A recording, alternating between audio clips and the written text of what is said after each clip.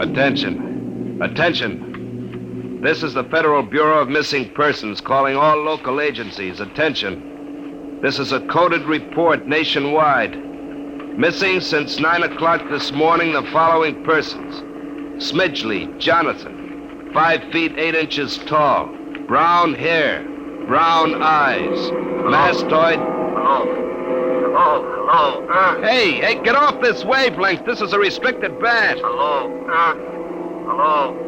Look, whoever you are, you're on a coded wavelength. Now tune out. This frequency is reserved for the Federal Bureau of Missing Persons. Hello, Earth. This is the moon calling Earth. Hello, Earth. This guy's loony.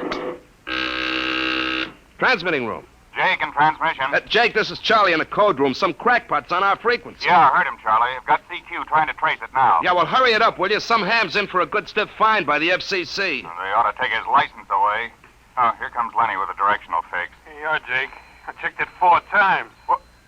Why, this is impossible, and you know I it. can't help it. Hey, what's going on down there? How about it? Get that ham out of my killer sight. Listen, Charlie, that interference is being beamed from 240,000 miles away. Oh, now, Jake, you know there ain't no such thing as 240,000 miles away. Oh, yes, there is, Charlie.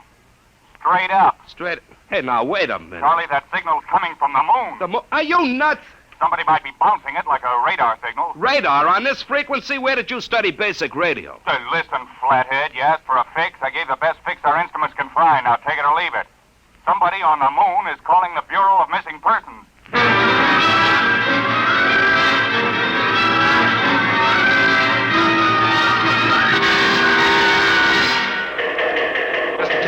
Mr. Timkin. What's the sweat, Charlie? Shouldn't you be broadcasting? Now, listen, Mr. Timkin, you know I'm a sober citizen, right? Never once have I broadcast with the smell of alcohol on my breath, right? In all your 12 years here at the Bureau, did I What's once... the matter, Charlie?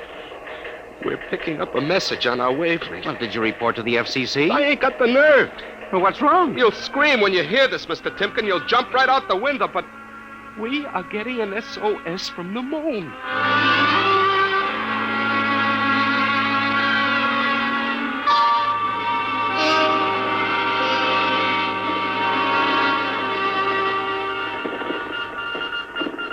That's got it.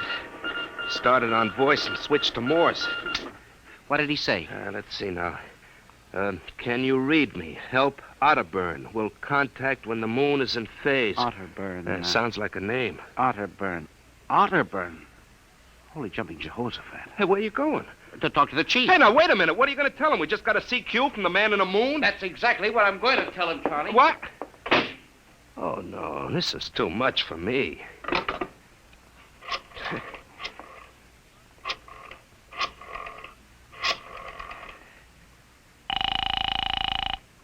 Washington Star-Ledger. Let me have O'Brien on the city desk, huh? One moment.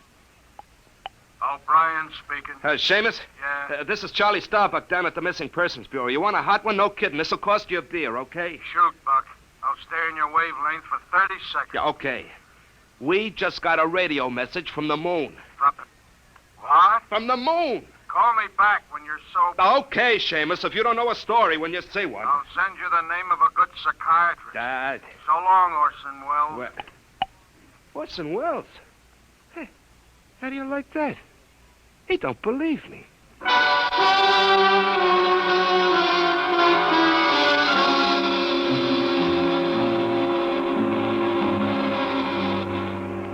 Otterburn, Mr. Wade. Does that name ring a bell? You're the man with the photographic memory, Henry. What about Otterburn? Cornelius Otterburn, atomic physicist, reported missing from his home in Baltimore on June 5th, 1945, just 5 years ago. Vanished completely. Are you trying to tell me you really think there's something to this man-in-the-moon business? Henry, I'm surprised at you. This is some crackpot trying to jam the airwaves. But the name Otterburn is so unusual. So are a lot of names. Mr. Wade, I have a theory. Henry, you always have a theory. But, Mr. Wade... Out, Henry. Mr. Wade... Out.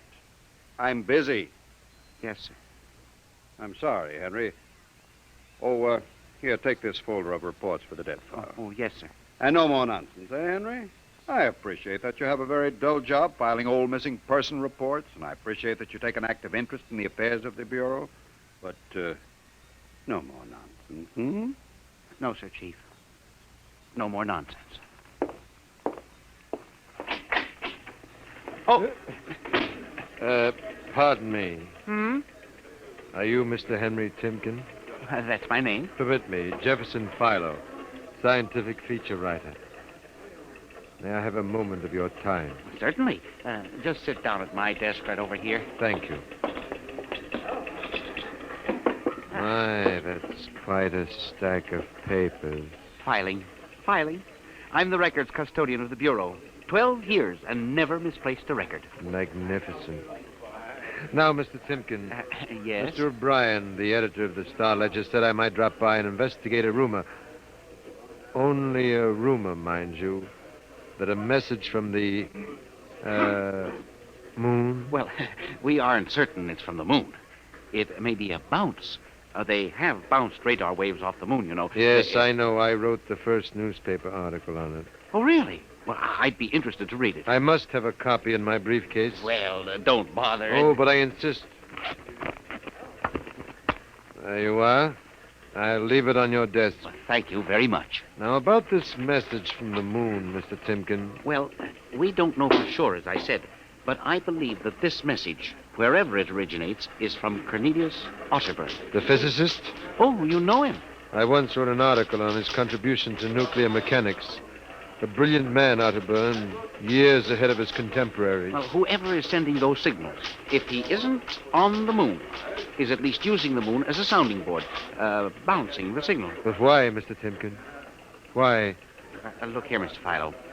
If you will come here tomorrow night at 8, we may learn the answer to that question. I have arranged with Charlie, our radio man, to let me use the equipment. May I consider this an invitation? You certainly may. Very well, sir. Until tomorrow night, then. Goodbye, sir. Goodbye, Mr. Philo. Goodbye. Like a day. Let me see now. Oh, that's funny. Where did this list of names come from?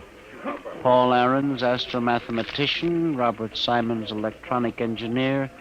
Carl Parker, mining specialist. Oh, this must have got mixed up with the papers on my desk by accident. It's a peculiar list of names. Most peculiar.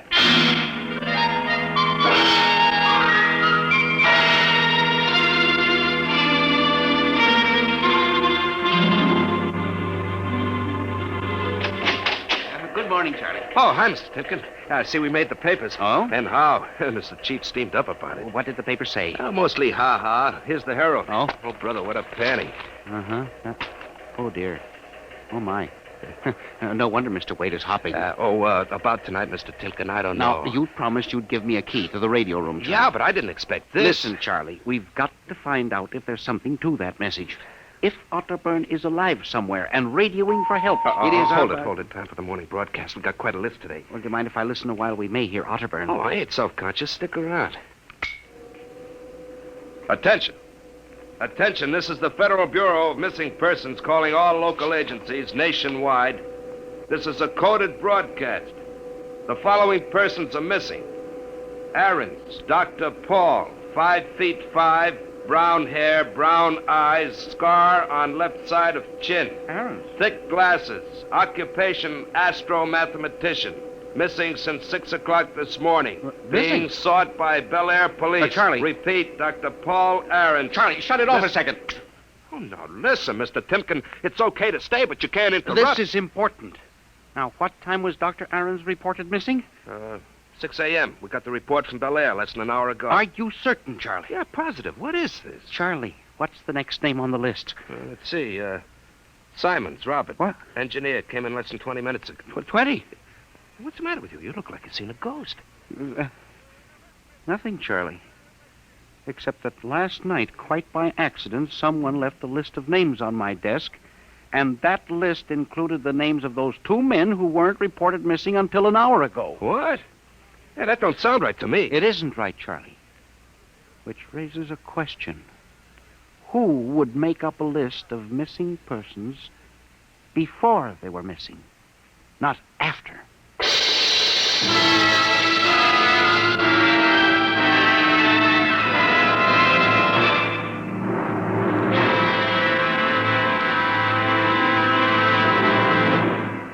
And you say this list of names was left on your desk accidentally? I believe so, Mr. Wade. Do you have any ideas? Well, it's hard to say. Mr. Philo left some papers from his briefcase. Mr. Philo? A science feature writer. I see. You were the leak on the story, then. Oh, yes, sir. I'm afraid I was. I didn't think it would be treated as a laughing stock. Well, we'll deal with that later. What's this Philo like? Well, he's strange. Bald, thick glasses, tall. Seems to know a great deal about scientific data, but being a science writer... Is there any other possibility? I don't know. But I do believe that this is all hooked up with the broadcast from Otterburn. That sir. seems like a very remote possibility. A missing persons bureau deals in remote possibilities, Mr. Wade. Henry, I do not require a statement of policy. What's the theory? Mr. Wade, I have discovered that each year literally thousands of persons vanish, leaving no trace. They are never located. Where do they go? Nobody knows. And? And they disappear in interesting cycles. What sort of cycles? Occupations, for example. One year we'll have a run on, say, coal miners. Next year the proportions of engineers increases, then scientists... What do you think happens, Henry? Well, I don't know, Mr. Wade. But I'm beginning to suspect that somebody else has discovered the same phenomenon. Even to the point, perhaps, of being able to predict who will turn up among the missing next. Philo? I don't know.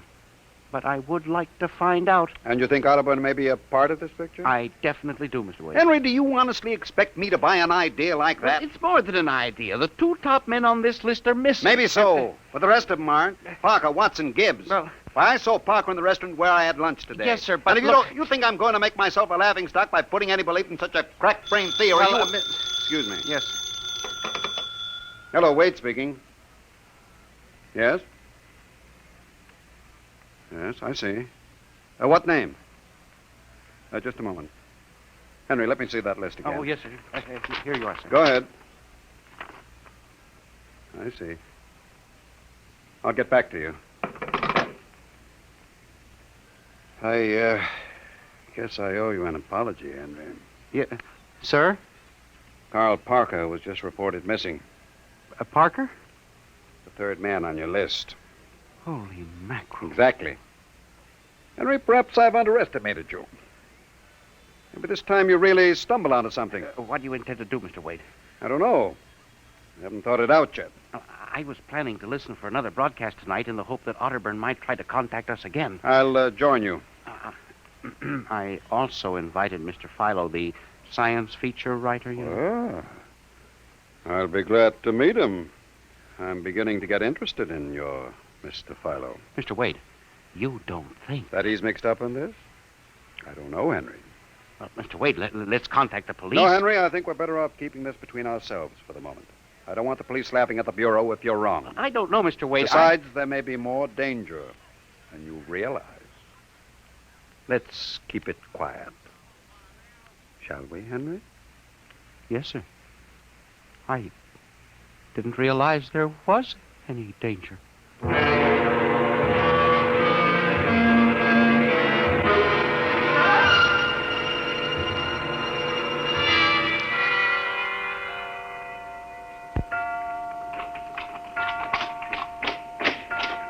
O'clock. Friend Mr. Philo was late. He said he'd be here, sir. The moon is almost in direct phase.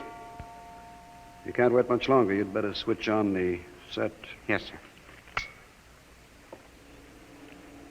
I left a light in the hall for Mr. Philo when he comes. Are you getting anything?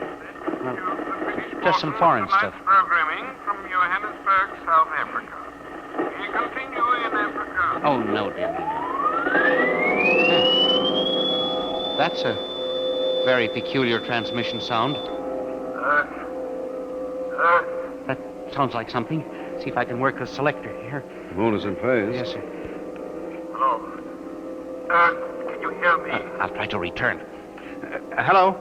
Hello? Hello, Earth. Hello, do you hear me? I get you now. Thank God. Who are you? Can you hear me? Who are you? This is Professor Cornelius Otterburn. Hello? Go on, I hear you. Not much time. They're on to me. You hear me? Go ahead, keep talking. I've only enough oxygen for a few minutes more. Well, where are you? I'm on the Earth side of the moon. You get that? The Earth side of the moon. A volcanic crater. Good Lord. Start that recorder, Mr. Wade. Go on. Explain, please. Explain, please. Closely. There's an Earth colony on the moon. There is an Earth colony on the far side of the moon. Made up of renegade scientists and criminals. Professor Ernst Holzmann. Holzmann, he died in an insane asylum in 1938. Professor Ernst Holzmann discovered nuclear rocket power in 1935. Turned his plans over to escaped inmates of the asylum. They took off and set up a colony on the far side of the moon in 1938. Go ahead. We're recording you. Each year, they recruit new colonists from Earth. Slave labor mostly. Some women, scientists. The oxygen problem is a big one. I was kidnapped in 1945. Yes, we know. Keep talking. They wanted me to work on atomic drive with their flying discs. Hello? We're still getting you. Go on. Go on. 6 others and I escaped. Speak louder. Not much oxygen left, getting weaker. We pulled what little oxygen we had. The others, dead now. Thank God I reached you. You've got to stop them. Stop them. Stop who? The moon colony, planning to take over the Earth. Listen, they have agents on Earth. Hear me? Agents on Earth. Well, where? Who? Hello? Hello? Agents in... Henry, look out. The light. Someone at the window. Get down. Henry, are you all right? I think so. Oh, his shot smashed the transmitter. Strike a match. Careful.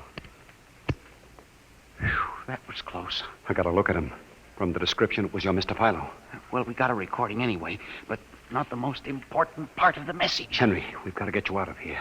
You said they have agents. Philo's probably one of them. He'll be looking for you now, trying to kill you. The police, You Mr. think Wade. the police would believe a fantastic story like this? People being kidnapped to the moon as slave labor? Moon colony planning an invasion of the Earth? Henry, believe me, they'd clap us into straitjackets before we could finish. We've got to do We something. need time to get proof. But we can't walk out of here. Philo's probably We waiting. can only figure some way. Wait, I know. How? Listen, there's a service elevator that leads to the basement garage. My car is there. Mr. Wade, By let's the call time the the police get here, we'll be dead. You think Philo will wait outside all night? Come on.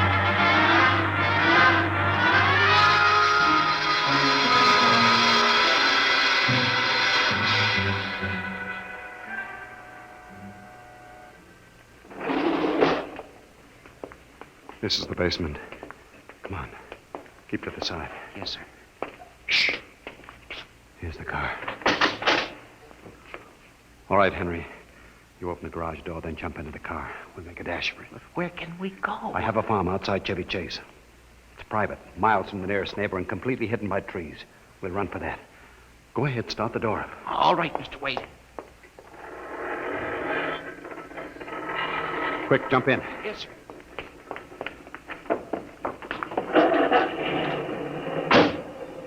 All right, here we go. Cross your fingers, Henry.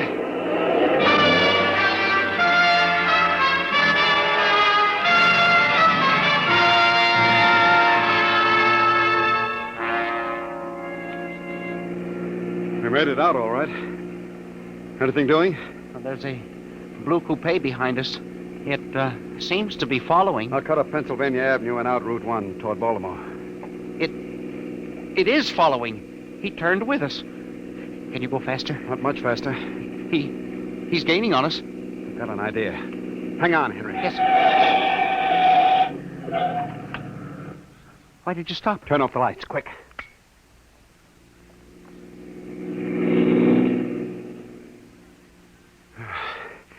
It worked. He shot right past us. Now we'll double back and go out another route. I think everything's going to be all right now. We can be at my farm in less than an hour.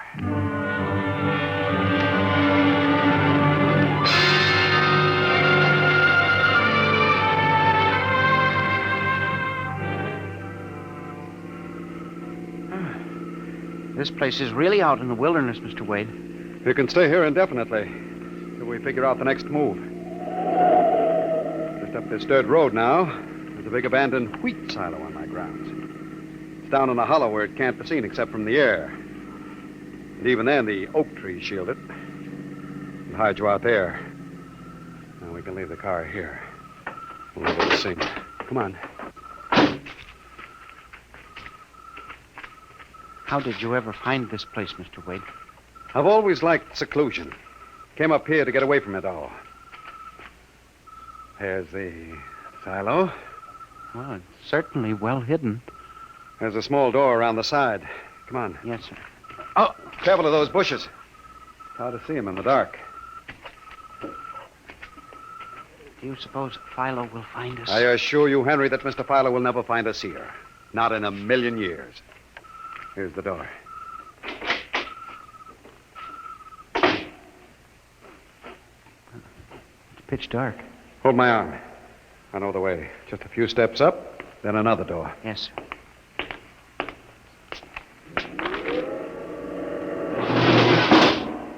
Steel. This is an unusual silo. Double walls, wood outside, steel inside. Completely fired. An army couldn't wreck it. We're inside the inner shell. Careful. You're in a circular room. Stay here a moment. I'll go outside and see if the coast is clear. In a moment, your eyes will become accustomed to the darkness. I'll bring back some food and water. Well, don't be long, Mr. Wade. This place gives me the willies. I'll just be a moment. Yes, sir. Mr. Wade.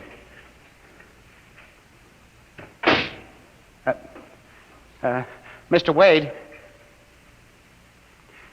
I swear I hear something.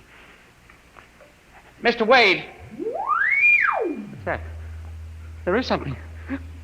Good Lord. There's someone in here. It's locked. Oh, no. No, this must be a light switch. Oh, thank God. Oh, no. People. 10, 15, 20 of them. Mr. Wade!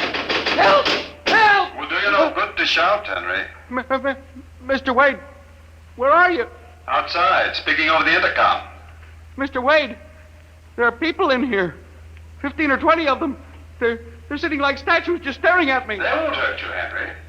They've all been drugged. They're even more helpless than you. Yes, but who are they? Permit me to introduce them, Henry, since they're currently unable to introduce themselves. The gentleman seated before you is Dr. Paul Ahrens, the astromathematician. Ahrens? Next to him is Mr. Robert Simons, electronic engineer. Names on the list? Yes. They've all been recruited for work with Professor Halsman's group on the moon. On the moon? Then you're one of them? Of course. You'll turn around, Henry. You'll recognize the drugged form of your old friend, Mr. Philo. Philo? But I thought... That he was part of the conspiracy? No, on the contrary. His stooping made it necessary for me to include him. Yes, but the man in the window, the one who fired the shots. An agent of mine, the pilot of this ship. Ship? What ship? This silo is a camouflage for a rocket launching platform. In a moment, the roof will slide back for the rocket's takeoff. A rocket ship? In exactly 70 hours, you and your companion will join Professor Otterburn on the moon. But you can't do this to me. We have done it, Henry. No! You see, there was another name omitted from that list, which No. I carelessly mixed up with your papers. That of Henry Timkin. No! Bon voyage. I won't let you do this! You can't! Please let me out! Let me out, please! This can't happen! Let me out!